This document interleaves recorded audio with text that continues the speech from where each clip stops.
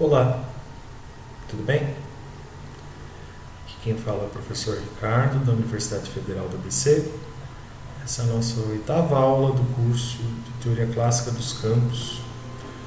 Hoje a gente vai falar um pouquinho sobre os campos de bósons, os campos bosônicos. Então, como a gente já viu na aula 4, né?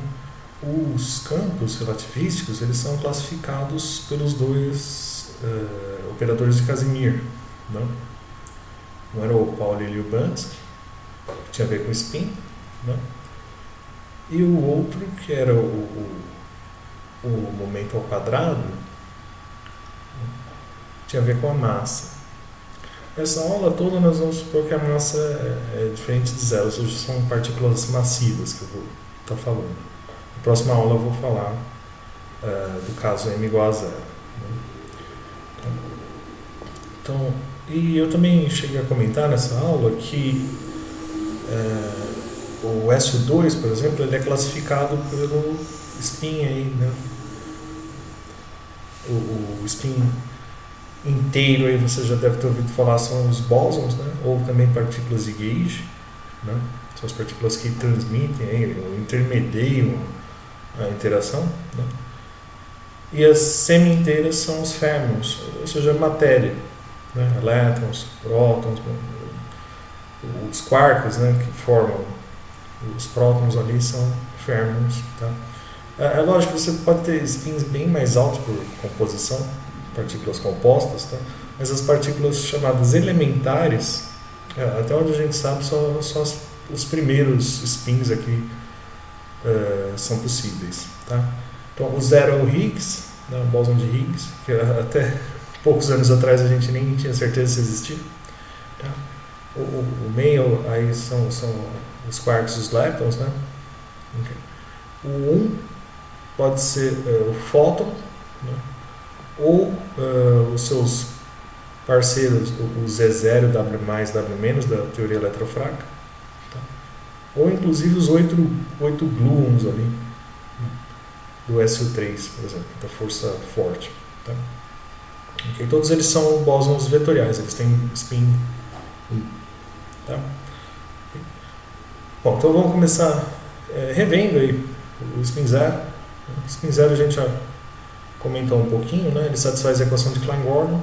Tá? Eu quero usar o índice μ aqui, então eu vou assumir, eu estava usando μ aqui, vou escrever m, simplesmente vou usar h cortado C igual a 1. Tá? Eu evitei o máximo que eu pude, mas chega uma hora que eu preciso de mais letras aqui. Tá? Então, você já deve ter visto isso, são as unidades naturais, sabe? Não é nada demais, tá? Talvez você tenha visto isso em física de partículas.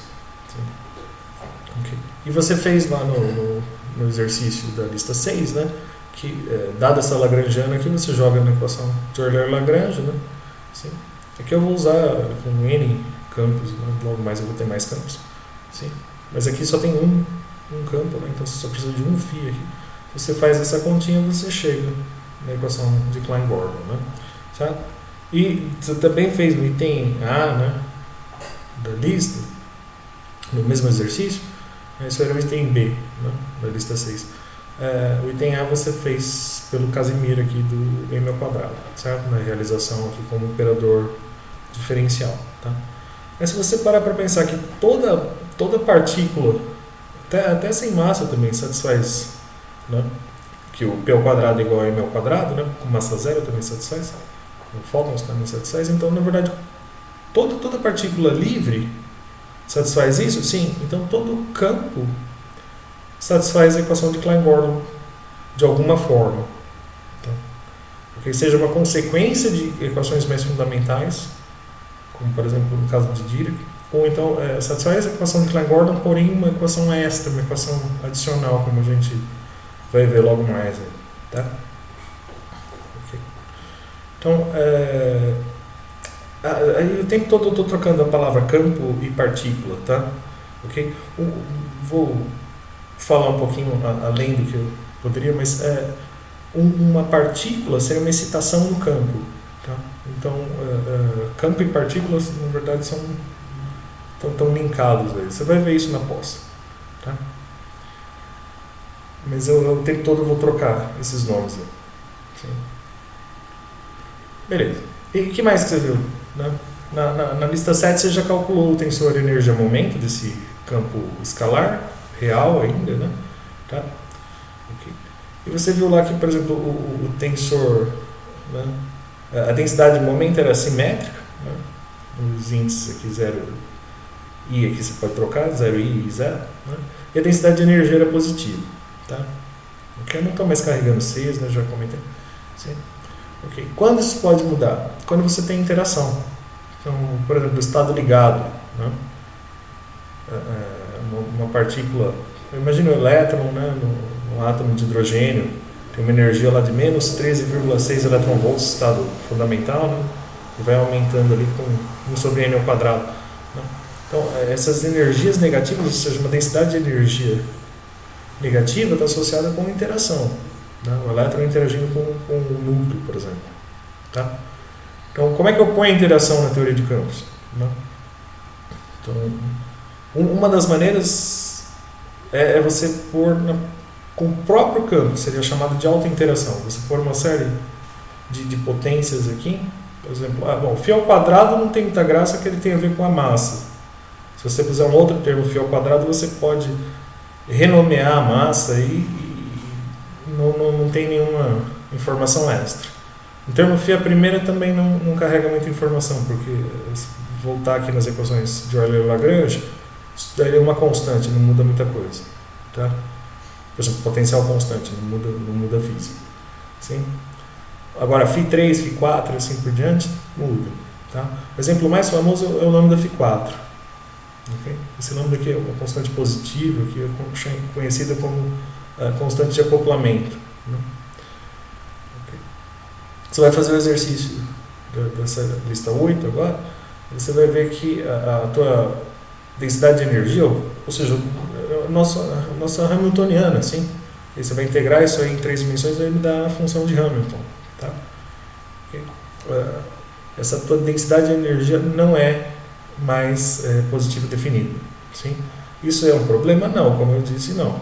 Tá? Os estados ligados são um exemplo que você tem energia negativa. Tá? Já a simetria, você pode usar o tensor de Belin-Infante, um processo ali de simetrizar, né? Já comentei sobre isso. Tá? O problema é você ter uma teoria livre, sem interação nenhuma, e ela já ter uma Hamiltoniana negativa. Então, isso não é uma Hamiltoniana, você tem algum problema, uma energia negativa tem algum problema. Tá? Okay? Vão surgir coisas assim, mas vai ter uma interpretação por trás disso que você vai ver mais tarde. Tá? Mas tenha em mente, uma Lagrangiana livre, não é normal ter um tensor de densidade de energia negativa. Tá? Ok? E como é que eu complexifico? É simples, né? É só escrever igual números complexos, certo? Por exemplo, z igual a x mais i, y, tá? E lógico, o seu complexo conjugado, asterisco, barra aqui, né? Vai ter o i troca por menos i, certo? Então, na verdade, um é consequência do outro. Sim? Então, um campo complexo, na verdade, são dois campos reais. Sim?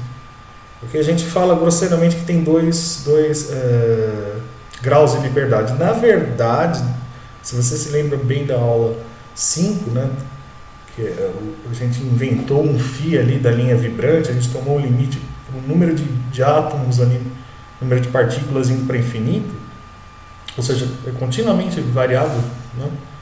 Sim. Você tem, então, infinitos graus de liberdade. Mas a gente fala grosseiramente, aí, esse é o jargão aí da teoria de campos, né, que a gente tem 2 graus de liberdade. Tá? Então, um campo complexo, a gente complexifica aí, você pode descrever tanto pelo número complexo, que tem 2 componentes reais aqui, quanto pelo parzinho de campos reais. Tá? Legal. Qual é a Lagrangiana? Você pode tanto escrever a soma de 2 Lagrangianas de Klein-Gordon, quanto essa combinação aqui, onde a Lagrangiana você vê que você tem sempre o complexo conjugado, né, e o campo. Mesma coisa aqui, ó, o complexo conjugado e o campo. Então ela é real. Sim? Você lembra que eu queria que a lagrangiana fosse local, real, etc. Tá? Então a gente vai construir dessa forma. Okay? Você consegue passar de uma para outra facilmente, esse seu exercício 2 aí. Tá? Então você pode trabalhar com uma quanto com a outra. Né? Ah, tá faltando meio aqui. É questão de gosto. Na lista eu pus um raiz de 2 aqui embaixo. Aí você vai ficar com meio e meio certinho. Vão ser a soma de duas lagrangianas de Klein-Gordon. Tá? Okay? O fator global não muda nada. A equação do movimento é a mesma. Tá? Okay? Daqui a pouco eu vou multiplicar por -1 aqui. Tá? Mas a pergunta que vem à mente é o quê? Quem é Φ1 e Φ2? Que diabo é isso? Isso é um vetor? E a resposta é sim. Mas não é um vetor de Lorentz. Se eu puser 4 componentes, isso é um vetor? Não. Tá? Você pode pôr quantos componentes você quiser. Assim, você só vai ter mais termos aqui, mais lagrangianas escalares somadas. Tá? Mas esse índice, né? 1, 2, aqui, volta aqui um segundo. Esse índice I aqui das equações de Euler-Lagrange, né, para esse caso aqui, isso realmente representa um vetor, porém não é no espaço-tempo, mas sim num espaço adicional, num espaço extra, que é o chamado espaço interno. Tá? Então você se lembra da aula passada, né? Aquela transformação no espaço interno, né? o E aí, alfa, aquela transformação global. Lá na aula passada eu coloquei menos ômega t.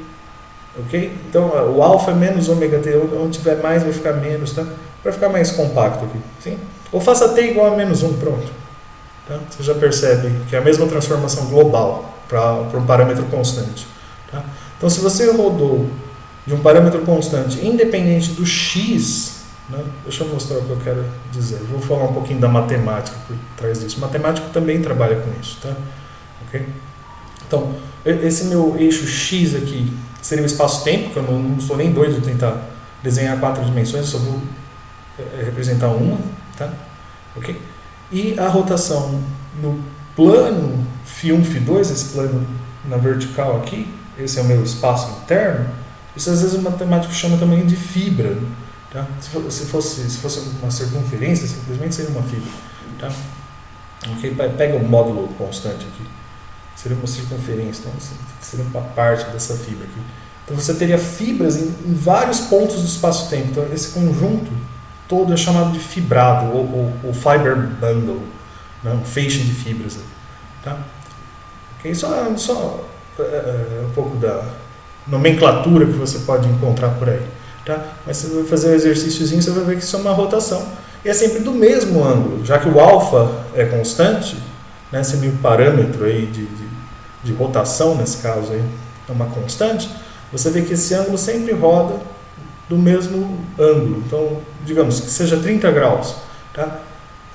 Se ele começar, sei lá, só com Φ1 aqui, ó, nesse ponto x, nesse evento do espaço-tempo aqui, do x1, o x é espaço e tempo. Tá? Okay?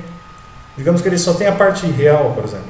Aí ele rodou de 30 graus, então ele ganhou um pouquinho de parte, né, nesse plano aqui, ele ganhou um pouquinho de parte complexa. Ou, se quiser, chama Φ1 o eixo x, o Φ2 o eixo y, é só reais mesmo. Tá? Okay? Não, ele começou com esse é o Φ original aqui. Ó. Ele começou já na vertical, ou seja, só tem Φ2, Φ1 é 0. Aí ele rodou 30 graus de novo. Ó. É sempre o mesmo ângulo, é sempre o alfa. Tá? Então ele ganhou um pouquinho de parte real agora. Ele ganhou uma parte real negativa, por exemplo. Se a orientação estiver para dentro da folha positiva. Tá? Mesma coisa na outra figura. Ele já tinha um pouco de real e complexo? Tá, então ele só rodou aqui. Né? Ou você pensa diretamente em rotação no plano complexo. Sim? Então esse plano aí é onde o campo mora. Ele não mora no espaço-tempo. Ele pode ter índices de espaço-tempo, mas isso não significa que ele tenha, né, algo a ver com o espaço-tempo. Tá? É a mesma coisa que o spin, por exemplo. Sim? Que o spin tem mais a ver com isso do que com espaço-tempo. Sim? Tá legal. E o que a gente viu também para esse campo complexo? A gente viu que esse tipo de simetria, se a sua ação, a sua lagrangiana tinha essa simetria, no caso ela tem, né? Se você trocar, né? Volta aqui, ó, trocar por E aí alfa constante, o φ e o segundo. E a menos I alfa, o φ asterisco, né? Como são constantes, a constante com E a mais I alfa vai matar com E a menos I alfa, aquilo que está sempre tendo essa expressão real. Sim? Mesma coisa aqui no termo de massa. Então a lagrangiana continua sendo igual, L' é igual a L. Tá? Isso é uma simetria dessa lagrangiana. A gente já havia discutido esse tipo de simetria na aula passada e viu que isso levava uma corrente de Noether, né? Essa simetria global levava uma corrente de Noether aqui, que agora, como a gente tem a lagrangiana, né, é 1 segundo para calcular. Agora que você pega Δ φ asterisco, né, você vai olhar para o φ e o φ asterisco separadamente, sim? Do mesmo jeito φ1 φ2, tá? Porque é assim que funciona a Lagrange, sim? Então, vai derivar isso aqui, sobra quem? Sobra Δ φ. Tá? Então aparece aqui, ó. Ops, aparece aqui, desculpa. Aparece aqui Δ φ nesse pedaço. Ó. Nesse pedacinho aqui aparece Δ φ. Nesse outro pedaço vai aparecer Δ φ asterisco. Tá?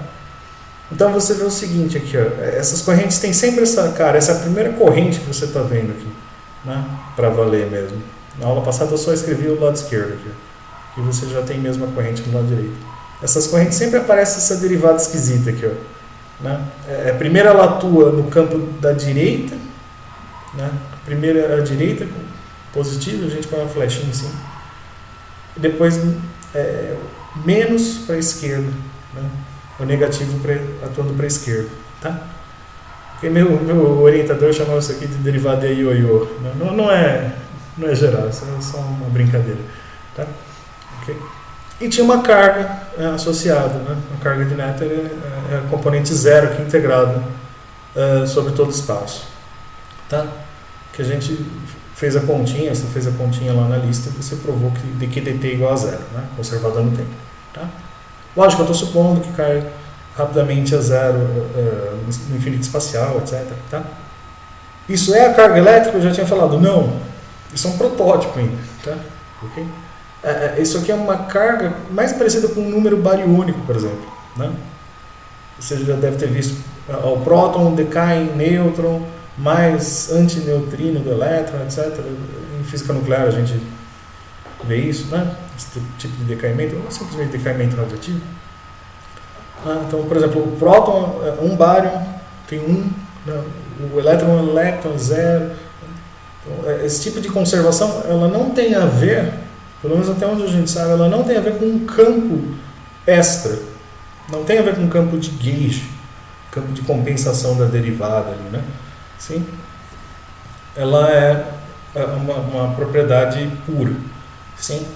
Quando você quer um campo, né, de gauge, quando você quer uma interação mesmo, um elétron repele outro elétron ali pela troca de um fóton, então atrai o elétron e o pósitron se atrai, né? Ou um quark atrai outro quark pelo gluon, né? Então seja carga elétrica ou carga de cor aí, ou sabor, tem um campo por trás. Como nasce esse campo? Esse campo nasce da simetria de gauge. Ele nasce da simetria local, tá? Então, uma simetria local, né, depende do ponto do espaço-tempo. Então, num certo ponto x1, o ângulo aí foi enorme, mas num ponto x2 é só um pouquinho. Então, ele não é mais... Se aqui é, sei lá, 60 graus, aqui é, sei lá, 5 graus. Tá? Ele não é mais fixo. Assim, se existe essa simetria de gauge na sua lagrangiana, você tem que introduzir um campo, tá? Para compensar a derivada. A gente já falou isso na aula passada, né? Na hora que eu derivo, né, a transformação agora ficou local, né? Ok? Eu tenho uma transformação que é local agora. Na hora que eu derivo, a derivada parcial comum vai atuar nos dois e eu vou ter um termo extra. Como é que eu compenso isso? Então, o campo de compensação, o campo de gauge, né, a gente introduz aí para cancelar essa variação que eu não quero. Eu quero uma derivada com uma transformação correta. Se o campo transforma com E a I alfa, a derivada também vai transformar a covariante com E a I alfa. Tá? Legal. Mas a gente viu também que o que acontece? Para isso acontecer, o campo tem essa transformação aqui. Ele ganha um gradiente, por exemplo. No caso do U1, né? Abeliano. Sim? A gente só vai ver esse grupo. Sim? Grupos não abelianos aí dão bem mais trabalho. Tem a ver com a QCD, eu já comentei também. Tá? E isso é conhecido no eletromagnetismo como o acoplamento mínimo, ou minimal. Você troca a derivada comum pela derivada covariante. Talvez você tenha visto na mecânica quântica isso. Né? Você troca o momento por um momento mais o AMI. Sim. É só multiplicar por I H cortado aqui, que eu fiz H cortado igual. É a mesma coisa. Tá? Então a lagrangiana não vai ser mais aquela derivada ordinária, você tem que trocar pela derivada covariante. Essa lagrangiana sim tem essa simetria, né? Ela respeita uma simetria local. Sim? Então aquela carga que a gente escreveu, a carga aqui, né? De Noether é a mesma, sim? Okay. A corrente é a mesma, a carga é a mesma. Tá? Só o que muda? Né? Isso aí tem mais a ver com o segundo teorema de Noether. Você introduziu um campo adicional. Sim. Esse campo adicional, ou ele caiu do céu, por exemplo, é um campo externo, sim. Ou alguém te deu, isso aqui varia com 1 sobre R ao quadrado. Tá? Você não sabe, ou você mediu isso, foi no laboratório, eu percebi que esse potencial vetor funciona assim, assim, assado. Tá bom. Ou você realmente quer descrevê-lo também. Para você descrevê-lo também, você tem que pôr a lagrangiana dele junto. Eu tenho que ter a lagrangiana do meu campo aí, esse meu campo massivo aqui, escalar, por exemplo, complexo, né? Só o complexo tem corrente e não nulo, a gente já falou sobre isso, sim? Só ele pode ter uma carga. O campo real não tem carga, tá? Campo complexo e o complexo conjugado tem. Deixa eu te dar um exemplo aqui, volta lá para o começo. Por exemplo, W mais, W menos, um é o complexo conjugado do outro, tá? Uma partícula real, ela é igual a ela mesma. A partícula é antipartícula igual a ela mesma, tá? Okay? Então o campo é real, tá? Então eu tenho que complexificar para ter pelo menos o meu protótipo aqui de corrente. Só que eu gostaria de ter uma descrição completa. Eu quero saber de onde vem esse campo de gauge. Né? Por exemplo, o eletromagnetismo. Né? Campo elétrico, campo magnético, eu sei que isso aqui vem de um potencial vetor. Sim? Ok? Então, qual é a lagrangiana dele? Bom, talvez você já tenha visto isso. O meu primeiro chute seria uma tentativa aqui de fazer um Klein-Gordon, né? Ao invés de ser φ, não escalar, com um aninho aí. Sim? Então você teria um aninho com um aninho aqui. Ó. Tá? Depois um menos aqui na frente não muda nada a equação do movimento. Tá? O fator global não muda nada. Sim? Okay. Então eu tenho 4 cópias. Né? Boa! Né? É uma ideia interessante. Né? Você poderia pensar, né, em fazer dessa forma. Só que tem 2 problemas graves. E, na verdade, eles são relacionados. Tá? Então, o primeiro problema, você vai fazer na listinha lá, o tensor de energia momento, a hamiltoniana, sim? Não parece ser positivo, não. Tá? Porque, como a gente já sabe, o tempo e o espaço aqui, o 0, 0 aqui com A, e o 1, 1, 2, 2, etc., eles vão ter contribuições diferentes por causa da métrica do espaço-tempo, métrica de Minkowski. Tá? Então, na primeira vista, você diria, bom, isso aí não tem sinal certo. Tá? Okay? Mas é uma impressão. Tá? Mas uma coisa também é verdade. Essa lagrangiana aqui, pela transformação de gauge, né, se você somar um gradiente aqui, ela não vai ser invariante. O L não vai ser igual a L'. E aí a gente já perdeu tudo, já estragou tudo.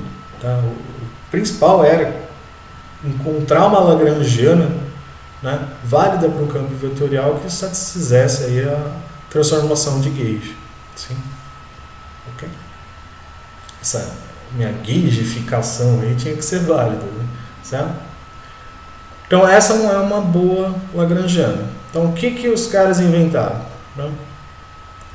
O pessoal inventou o seguinte, tá bom, então além da equação de Klein-Gordon, né, como eu já comentei, para um campo vetorial deve ter uma equação a mais, deve ter uma equação extra, vamos chamar de condição suplementar. Então o nome certo mesmo é gauge de Lorentz.